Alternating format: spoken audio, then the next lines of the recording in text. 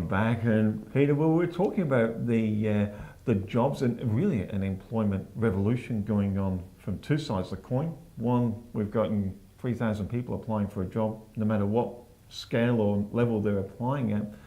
But the challenges must also come, and I thought I'd take the opportunity away here for employers. They must also be looking for some type of guidance of how do they now sort this stuff out. Yeah, absolutely. Selecting people's always been a problem, or can be a problem. When you think about it, I mean, in a company, what is the most important asset that a company can have? Oh, well, for me, it's always the people. Yeah. You know, I can buy new equipment, a car, well, I don't care if it breaks. Well, you do care, but you know, you can get that fixed. Yeah. But your people, whether they're frontline, your receptionist, whether it's the person on that back dock making sure that things are in and out, to everyone sandwiched in between of those 2 points is just, you've got to get it right. Yeah, absolutely. And unfortunately, we've gone through a time where the economy's been down for a long time. Companies are competing with each other just to try and stay alive, so to speak. So having really good people in a company is critical in order to be able to get innovation, get efficiencies in the company, try and come up with better ideas of doing things. So yeah, absolutely, having the right person is a really good thing. Unfortunately, a lot of companies don't actually invest or don't concern themselves too much. They think it's something that's a really easy thing to do and anyone can do it. Oh, we'll just get the receptionist to go and find somebody, or we haven't got a job description. Oh, just grab that one. That should be okay. I bought this one off Google. This will do. Yeah. So of course, a person goes into applying for jobs totally blind. Yeah. They don't actually know what they're really applying to. I mean, how would you like to apply for 50 jobs and you don't know what you're applying for? I know. So it's kind of, the whole way about going about looking for people is wrong, or it could be a lot better, put it that way. And the way that candidates look for jobs can be a lot better too. So there's room for improvement, without a doubt.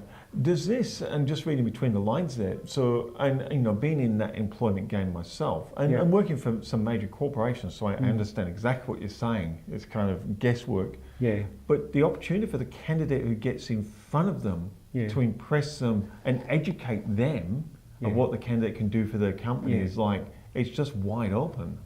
Absolutely. Yeah. Well, exactly right. That's exactly right. And that's part of the process, is really to understand your unique selling proposition. What is the value you can bring to a company?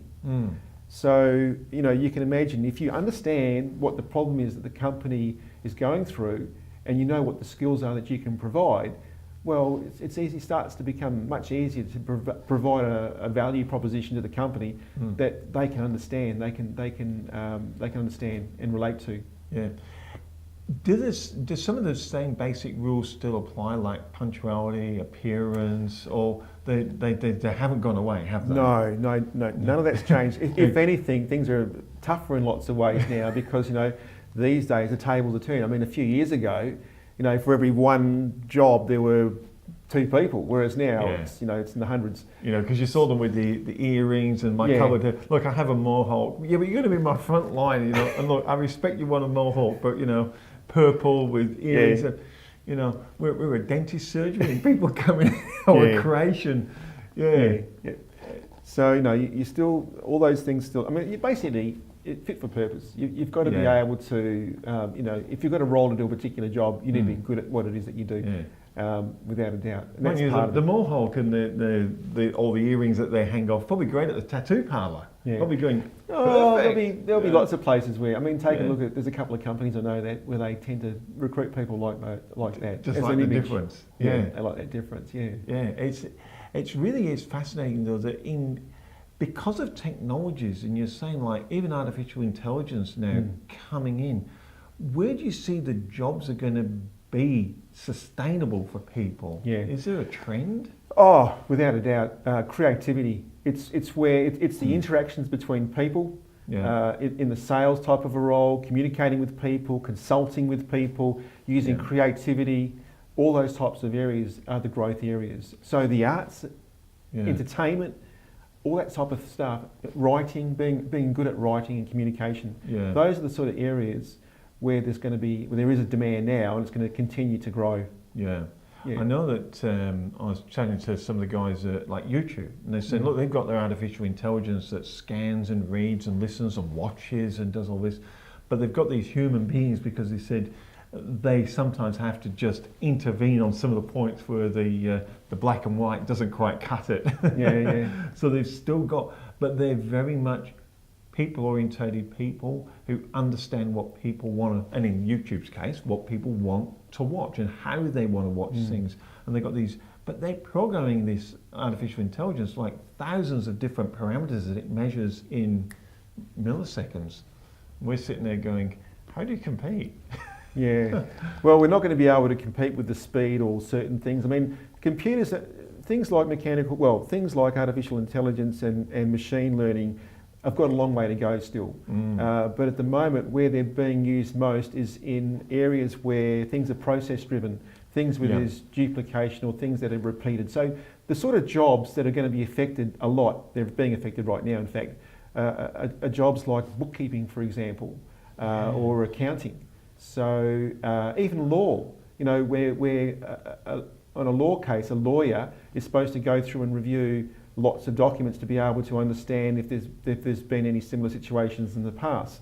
A computer can do it in a very short period of time. So at the moment, in some cases, they're being used as a tool. In other cases, such as like accounting or bookkeeping, eventually they're going to be replaced. And so accounting as a profession now is undergoing a huge amount of change.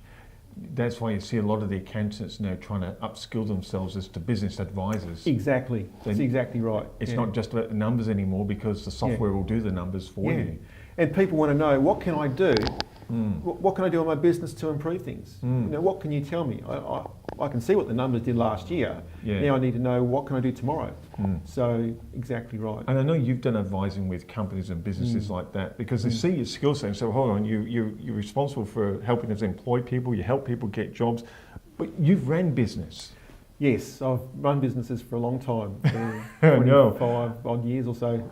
But we're going to take a quick break because I think it's really interesting. We have a look at Peter's background in business and you're going to understand why he understands what's going on. You stick around for another session? Yeah, sure. Fantastic. Thanks. We'll be back real soon.